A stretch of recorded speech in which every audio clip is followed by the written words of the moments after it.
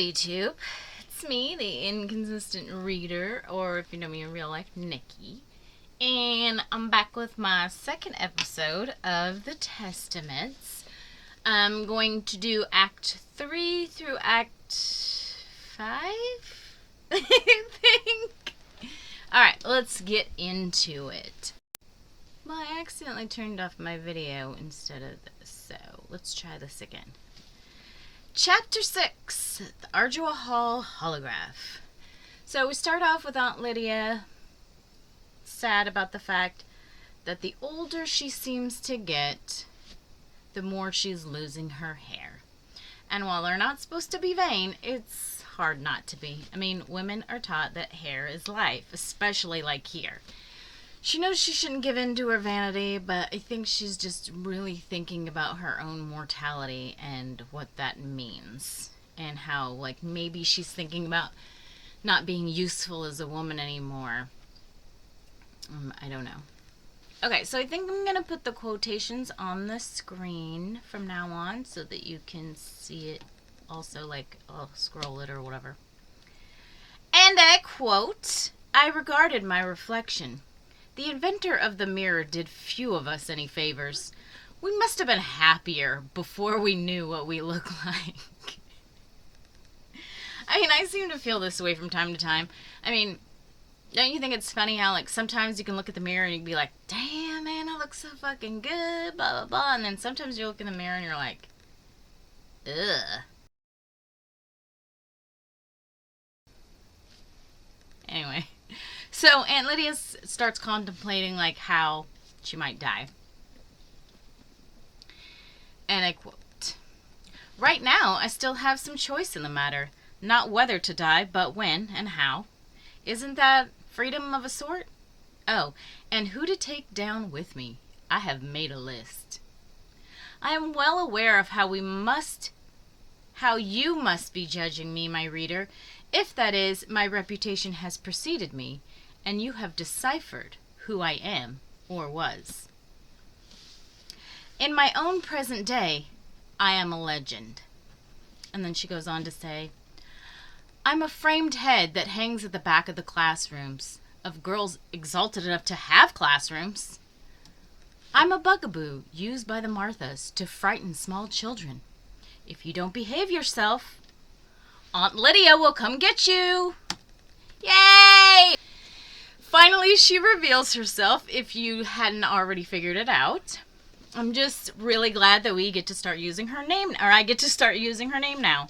Okay, so now we know that it's Aunt Lydia. Aunt Lydia, it's our aunt with the statue and the secrets, all the secrets.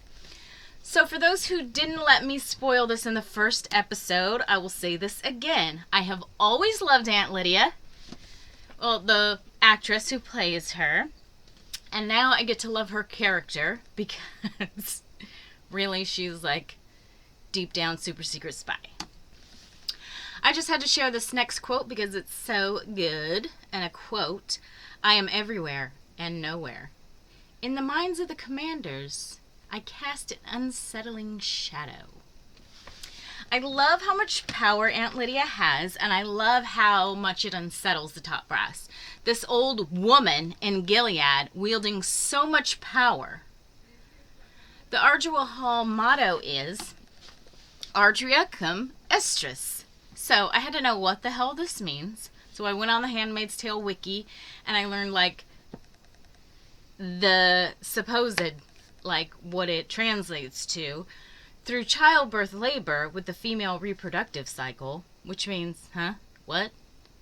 So according to a Reddit thread I read, the general consensus, meaning I read two people who said it, is that it expresses the burden of being a woman, but also the victory of being a woman and how you can use that to help yourself and to help women. So it's Lydia's jab at the patriarchy, and I believe an eventual hint at its takedown. Fuck, I love Aunt Lydia. Anywho, Aunt Lydia then starts talking about baby Nicole. Now, little gripe about the show. I don't know why. My name is Nicole, obviously, Nikki. without an H in it. And in the books, Nicole does not have an H in her name. But for some reason, the show decided they needed to put an H in her name. I don't know why. I just wanted to bitch about it. Anyway, okay. So, then there's baby Nicole. Oh, this is a quote. Excuse me. Then there's baby Nicole. As I prayed for her return, all eyes were focused on her picture hanging on the wall behind me. So useful, baby Nicole. She whips up the faithful. She inspires hatred against our enemies. She bears witness to the possibility of betrayal within Gilead and to the devious and cunning of the handmaids, who can never be trusted. Nor is her usefulness at an end.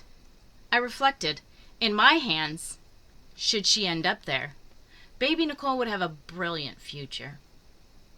Okay? So knowing what we know about Aunt Lydia, what do you suppose she means by, if she ends up in my hands, she'll have a brilliant future? Like how? Where? During all these thoughts from Aunt Lydia, they're having like an Easter celebration of sorts, in that they're allowed to have pink and blue dyed eggs instead of regular white eggs for lunch. But here Aunt Lydia is observing the other aunts. How Aunt Elizabeth took an extra egg, and how Aunt Helena took one less egg, but she made sure that like everybody saw her take one less egg. And then good old Aunt Vidala plotting something.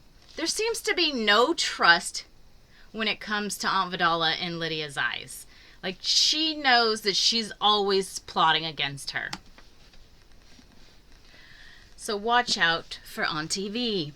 Lydia leaves the quote-unquote celebration and heads off to her inner sanctum. And on her way, she goes through the bloodline genealogical archives, excuse me. So this is a room that has all the info on the babies and who the lineage, the parental lineage actually is, okay? Even if it's not a commander's baby, but like a desperate handmaid that just doesn't want to have to go to the colonies or go be one of those, I can't remember what they're called, but the prostitutes. So they'll get pregnant by some random guy. Remember, there was the doctor that would offer to impregnate them. Anyway, these records are kept so there's not any inbreeding, right? Did you hear what I said, though? Like, they have records so they don't start inbreeding each other. So anywho, Lydia heads into her special space where she tells us about her super secret files, which she has dubbed her Secret History of Gilead. She has cleverly hidden her manuscript, or as I like to call it, her tell-all book, in a book about Catholicism, which she feels it's safe to put it in here because, like, Catholicism is compared to voodoo right now. This makes a lot of sense to how she is when we learn this tidbit. Of course, she was a judge. Fucking Aunt Lydia. And that's the end of Act 3. So Act 4 is called The Closehound. Chapter 7, Transcript of Witness Testimony 369B. So we finally get to meet our third main character. Just like with Agnes, it opens up on someone asking her how she became involved in the story. So she tries to decide where she wants to begin, and she says she's going to start right before her supposed 16th birthday. Instead of cake and ice cream, however, she finds out her whole life has been a lie. And it's left a little ambiguous like that for a while, and we move on to her life. Her parents ran a used clothes store called, you guessed it, the Closehound. She remembers her parents fondly, Melanie and Neil, who have been murdered, and she feels responsible. That's what we know so far. We'll learn more about it later. So she talks about how Melanie used to sing old musicals and it used to irritate the shit out of her, and now, of course, she misses it. And she talks about how Neil used to collect things, like kind of hoarding, like he didn't like to throw things away, but he liked to collect things like cameras and stuff. And she talks about this special toy that she had in his safe, that he had in his safe. And I quote, "One time he left the safe open and I looked inside. Instead of the wads of money I'd been expecting, there was nothing in it but a small metal and glass thing. And I thought must be another toy, like the hopping false teeth. But I couldn't see where to wind it up, and I was afraid to touch it because it was old. "Can I play with it?" I asked Neil. "Play with it?" "That toy in the safe." "Not today," he said, smiling. "Maybe when you're older." Then he shut the safe door, and I forgot about the strange little toy until it was time for me to remember it and to understand what it was. End quote. Now, I don't remember what it is or anything. So obviously it's like a foreshadowing of something, but I don't remember, and that's probably good anyway. She talks about how ordinary their house was and how now looking back at it, she can understand like that probably was the point, that they were supposed to be inconspicuous. Chapter 8. Now chapter 8 is still about this new person, and I think we don't learn her name until right now, in chapter 8. Hold on a second.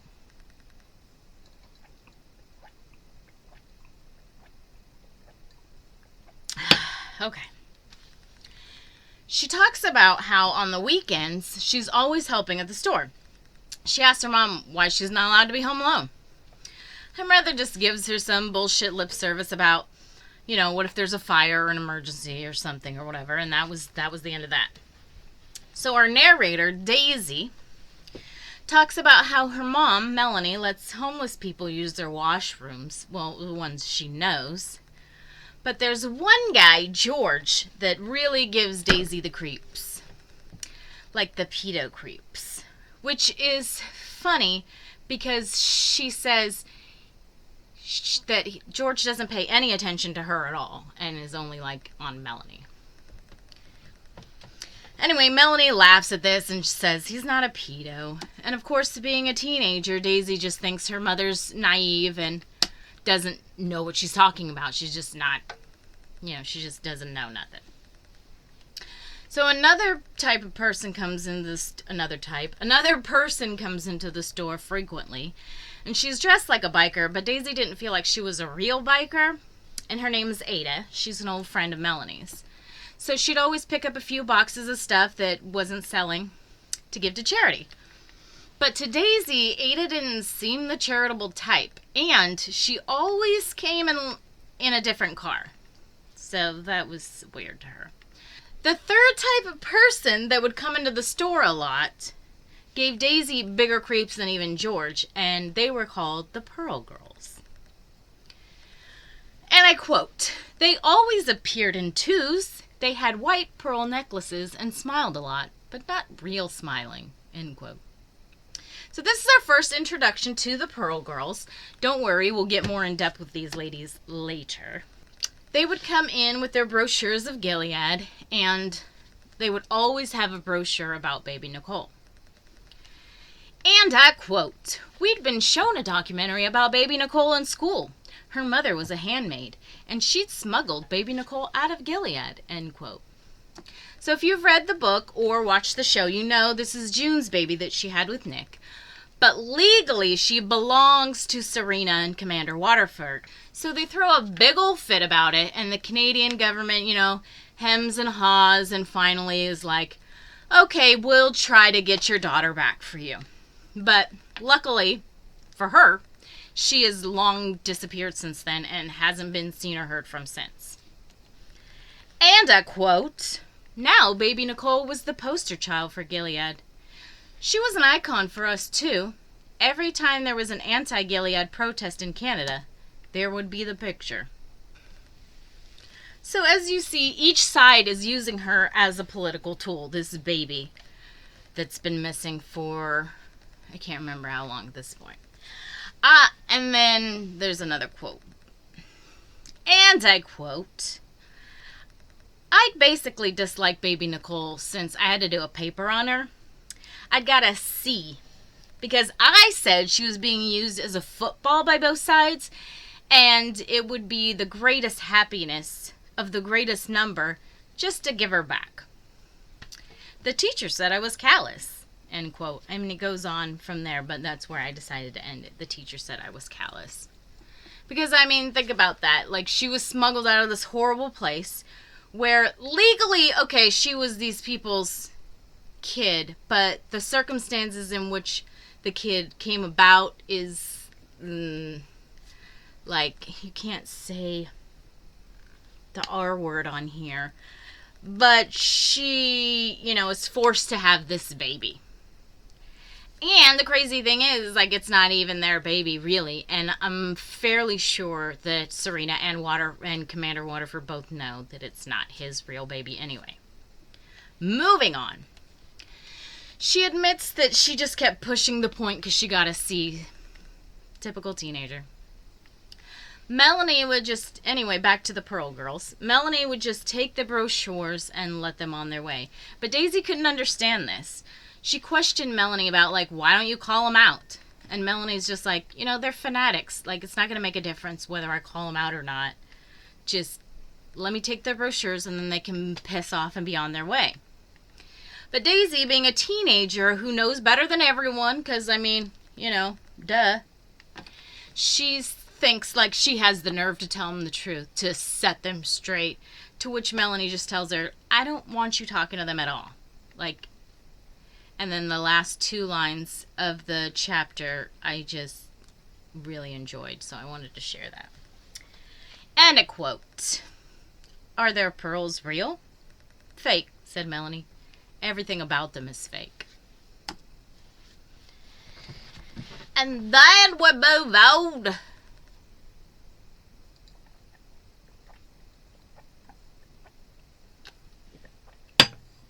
Alright, now we're on to chapter 9. So we start right off with Daisy saying that Melanie doesn't smell like her mother. So whatever those words mean. Like, maybe she has a faint recollection of something in the back of her mind of what her mother's supposed to smell like. And then there's a quote here. Also, Neil and Melanie weren't like the parents of the kids I knew. They were too careful around me, as if I was breakable. Another thing, the kids from school had pictures of themselves. Some of the kids even had photos of themselves being born, which they brought to show and tell, And they had baby pictures of themselves, hundreds of them. Melanie told me that all the early pictures of me had been burnt in a fire. Only an idiot would have believed this, so I did, end quote. Treating her like you just were babysitting her and also no pictures? Like, what do you guys think about that? So Daisy then tells us how even though Melanie and Neil were strongly opposed to this, although Melanie did kind of waver a bit when she said, like, maybe, like, Ada can go with you. It's to this anti-Gilead protest. And we'll talk about that in the next chapter. But they really didn't want her to go to this anti-Gilead protest. So she has school friends, but she seems to view them and talk about them as like a commodity, in my opinion. So she used her friendship with a basketball teammate to switch IDs so that she could get on the school bus and go to this protest, because some of the kids from the school were going to this protest. So she switched her IDs with her friend because her friend didn't even want to go. And she got on the bus for the protest. So chapter 10. So she goes to the protest, of course. And of course, all hell breaks loose.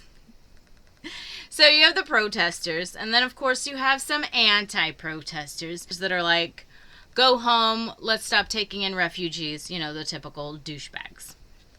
So it starts out normally, though. People giving various speeches about what Gilead has done to them and how it's affected their lives, or things that they survived from Gilead. Then the counter-protesters show up, which was, we don't care about refugees, blah, blah, blah.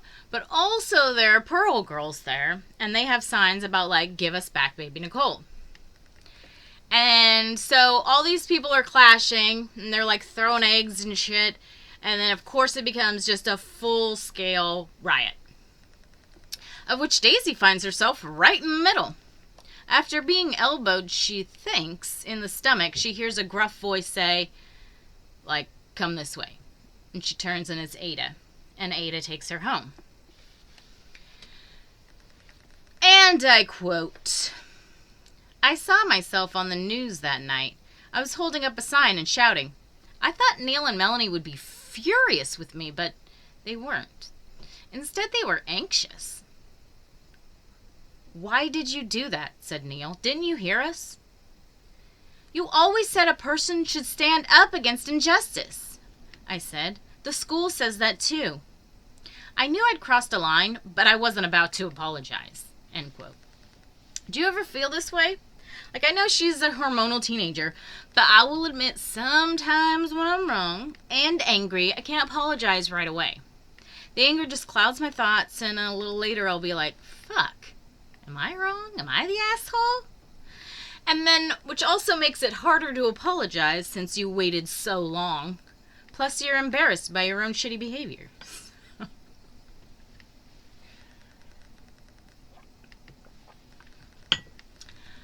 And I quote, am I going to do that? I don't know. All right, then we have another quote. We need to get moving, like yesterday. I'm calling Ada. She can arrange a van. What's going on? I said. Don't you have homework? Said Neil. So clearly, there's a reason Daisy's been sheltered, but we don't get to know why yet. But you may have an inkling as to what's going on. Hell, you might already have figured this shit out. I can't remember when I did. All right, chapter 11. 3 days after the riot/protest, the clothes hound was ransacked. And I quote, They got the camera, Neil said to Melanie. From then on, Neil and Melanie got more and more jittery. Neil said, no harm done about the break-in. He said it several times, which left me wondering what sort of harm actually had been done. End quote. Out of the norm, they're watching the news, which Daisy found weird because she says they don't really watch television. It's just kind of on. Anyway, so they're watching it, and on it they're talking about a Pearl girl that was found dead by an apparent suicide, which seemed to really upset Melanie and Neil, which Daisy found extremely odd because, like, you know, why do they care about a Pearl girl who killed themselves? Like, good job. Like, they're from Gilead anyway. Why do you care about them? So along comes her 16th birthday, and she's getting ready for school. Melanie tells her happy birthday. Meanwhile, Neil didn't come down to breakfast, and she just doesn't think anything of it because he's absent-minded anyway. So she's just like, okay, he just forgot. She doesn't think anything of it, and Melanie takes her to school like she does every day. No big deal. And when she drops her off, Melanie says, or maybe this was before she drops her off. I don't know. They're in the car, and Melanie says, and I quote, Tonight we'll have your birthday cake with ice cream, she said, her voice rising at the end as if it was a question. I'll pick you up after school. There's some things Neil and I want to tell you now that you're old enough. End quote. Which, of course, Daisy assumes is just going to be a sex talk about boys. So she doesn't think anything of it, and she goes to school. But while on the ride to school, she keeps thinking about apologizing for the protests, but she just can't make the words come out. She's just at that, like, she feels like it's so late that, like, you know. And then she says, and I quote, I waved at her and she waved back. I don't know why I did that. I didn't usually. I guess it was sort of an apology, end quote. I mean, she's a teenager. And I mean, it's hard to apologize for anyone when you're wrong. School just passed by in a blur, and when it was over, Melanie wasn't waiting for her. But Ada was. So Ada tells her, There's been an explosion, she said. It was a car bomb outside the clothes hound. It was Melanie's car. She and Neil were both in it. I sat there for a minute without speaking. I couldn't make sense of this. What kind of maniac would want to kill Neil and Melanie? They were so ordinary. Like, so even at this point in time, she's just like, she doesn't understand why this would be happening. She doesn't understand their behavior of late or anything. And she's just like totally just this confused teenager who's like, what the like, I had this normal, ordinary, sheltered life. What the fuck is going on? So anyway, that's the end of the New Girls chapters. So now we're going to move on to the last chapter.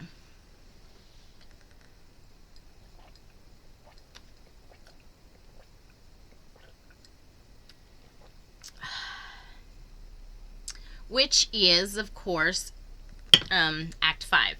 It's called Van. Chapter 12. The Ardua Hall Holograph. So we're back to Aunt Lydia.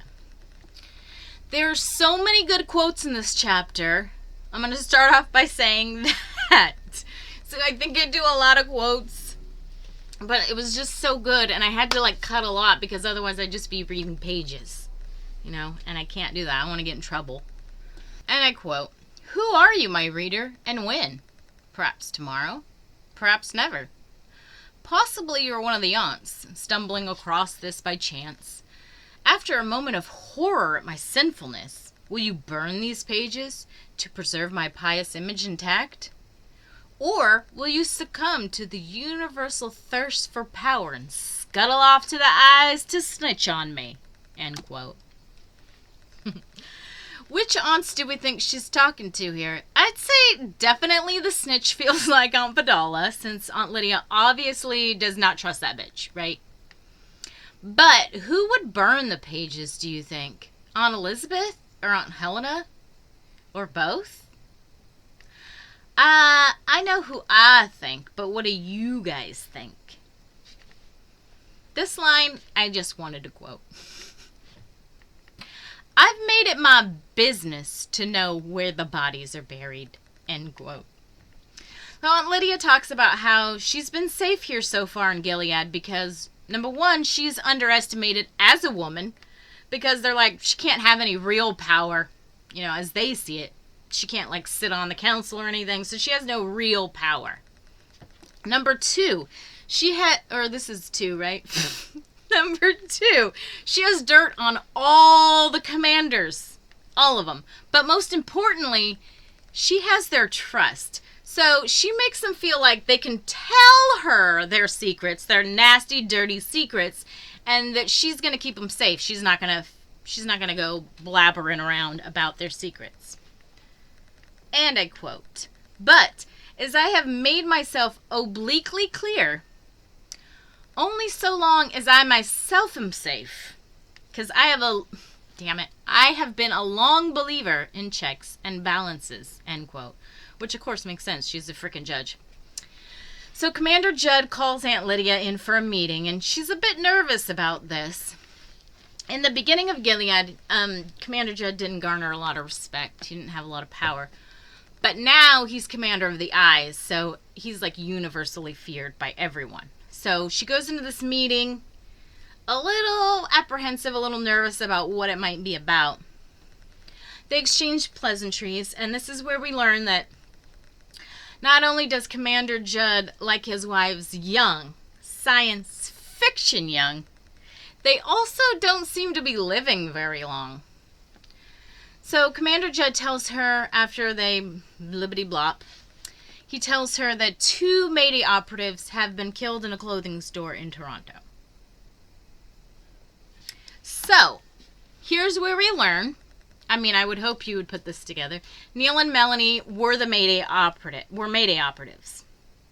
So why the fuck are they caring for a teenage girl if they're in this spy network against Gilead? Like, what's that about?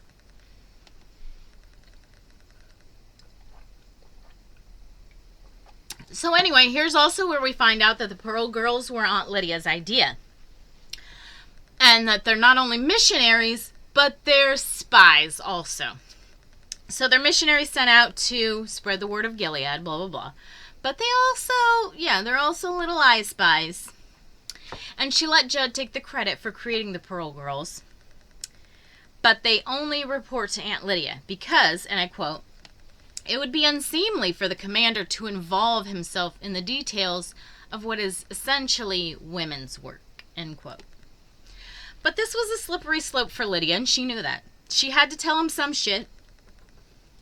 Because, like, I mean, what's the point? But if she told him too much, she'd lose control of her secrets and her power. And if she told too little, it would look sus. You know, it would look suspect to the commander if she, like, didn't tell him anything. Anyway, the Pearl Girls initiative came at a great time for Commander Judd because he was in the middle of a shitstorm of political fuck-ups. And I quote, "He owes me, but that could prove a liability. Some people do not enjoy being indebted," end quote. And I'm just going to say, like, I don't know anyone who likes to be indebted. To you? Anyway, that didn't matter right now because Commander Judd was on a high because they got 2 Mayday operatives, and this came by way of the Pearl Girls. So he's very happy with the Pearl Girls and Aunt Lydia at this present moment in time. To which, okay. Then at the same time, Commander Judd tells her, there must be a leak somewhere here in Gilead. To which, of course, Aunt Lydia is just like, she plays along. She's like, oh no, who would betray us? Who would do such a thing? We need to figure out who this treacherous person is. So here's where we go back in time. And this is where we get to hear Aunt Lydia's story about being arrested. So the country's falling apart, birth rates are declining, there's crazy-ass weather phenomenon, infrastructure is decaying. Sound familiar? I mean, except for the declining birth rates. Yeah. And I quote, "Why did I think it would nonetheless be business as usual? Because we'd been hearing about these things for so long, I suppose. You don't believe the sky is falling until a chunk of it falls on you." Which, I mean, right? Like, you don't believe the bad news till it's happening to you. You don't want to believe this shit's going down because it's not affecting you or your life in any way. Alright, for some reason I have the same part in there twice. I'm all reading the same thing. I'm like, what? Deja vu? Which are micro seizures, by the way, in case you didn't know what deja vu was really about. Look it up! Anyway, so Aunt Lydia was arrested right after the liquidation of Congress, which of course was blamed on Islamic terrorists. Even in the future, we're blaming them. So a state of emergency is declared, but everyone's told just go about your normal life. Everything's fine. We're just, it's just an emergency, but we'll get back to things. So they closed the courts, but a lot of people are still going into work. For Aunt Lydia, she said she just really wanted some company. That's why she went into work. Which is, I'm sure, is true for a lot of them, because there's this weird shit going on, and people just want to be together. So, they all want to pretend business as usual, like she said before. But of all the people that came to work, not one single man did. Not one man came to work. Let that sink in. No men came in to work. One of Lydia's pregnant colleagues is like, dude, we need to get the fuck out of here, like out of the country, out of here. And she told them that all her credit cards had been cut off and her bank account was now being given to her next male of kin. Her male next of kin. I swear I could say words. Anyway. So next thing you know, men with submachine guns come in. And they take the pregnant lady away immediately. And then they start going down their list and sort of like sorting the women like chattel. So our Aunt Lydia's handcuffed, shoved into a van, and then transported somewhere. And I quote, "As the van pulled away," this is after dropping her, "I stood unsteadily and gazed around. I was in an open space in which there are many groups of people, other women, I should say, and a large number of men with guns. I was in a stadium, but it was no longer that. Now, it was a prison," end quote. And there'll be plenty more horror about Aunt Lydia's journey to come, so don't worry about that. We'll get into that. But that is the end of Act 5. How's everybody enjoying the book? Or how's everybody enjoying my review of the book if you're not reading it at all? Or do you think you're getting enough of the story? What do you think? Let me know. I absolutely love reading this book again, knowing what I know. I kind of want to do another series after for people that have already read the book so we can discuss some foreshadowing, but I don't think I will. But I'd like to. It's just really hard for me not to reveal too much. Because also, like, I can't remember when I figured shit out on my own, and I don't want to, like, I just don't want to give too much away. But, I mean, I probably already gave some a little too much away. Anyhoozle. So that's that. Thanks for watching this episode. The next one will be Act 6, I think, through Act 8, but I might go to 9. I'm not sure, because it's more pages, but I think it kind of, like, fits together if I do to 9. I don't know. But anyway, thanks for watching this episode with me, the Inconsistent Reader, and I will see you in the next one.